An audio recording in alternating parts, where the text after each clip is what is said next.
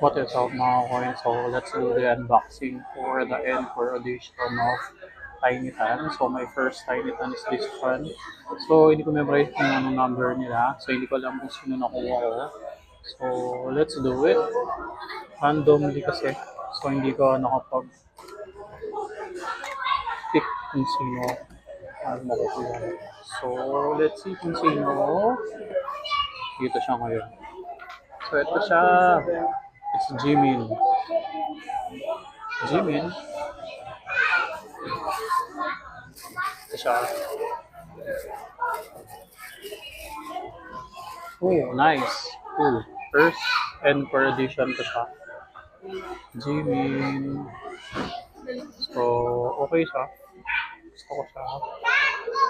Yung mga paint jobs, issues. Pero ayun siya. Jimin for my first